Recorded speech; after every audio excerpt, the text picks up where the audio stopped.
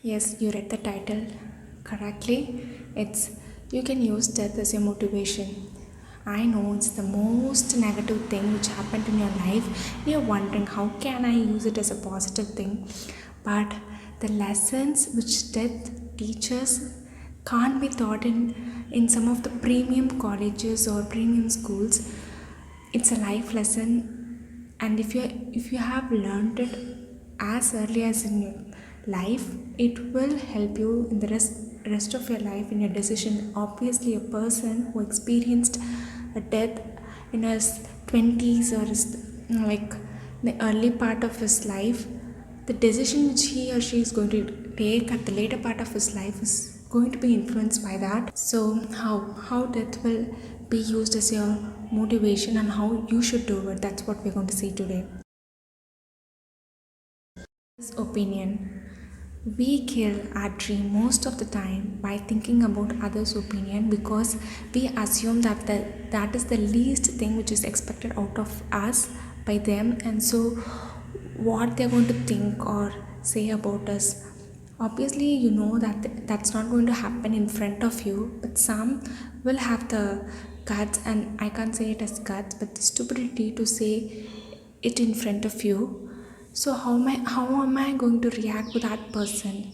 We just manifest our dream in our mind and then kill it in our own mind without any action, solely because of others' opinion. By others I mean even your loved ones, your own family members' opinion. But this death which you have faced, till this time you thought that death is something which happens only outside of my family and it never visits my home. I'm safe. We never even think about it. That's the first thing. Just think that it's something happened to others, not to that part itself is not, it just happens to others. But what you experience now, you realize that everyone is going to die. The people whom you know is going to die probably in the next 50 years. So my action does not bring that much impact as I think it is. I am not in the spotlight at all, because the spotlight is not going to be there forever. Nothing is forever. So I just need to be honest only with my heart and not please others. So we'll have that opinion thing shattered completely, and have a different perspective, mostly not caring about others' opinion.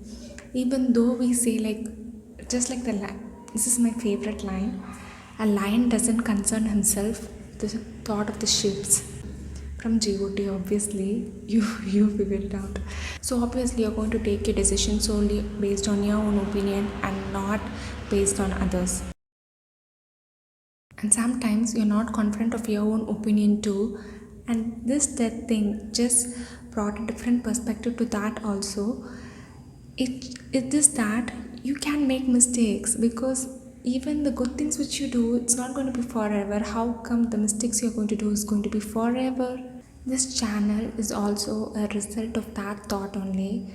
Before I used to think that what is it's the decision which I'm going to regret forever. What if this is something which I want temporarily, but I wouldn't be fascinated or like feel guilty about the decision which I took earlier.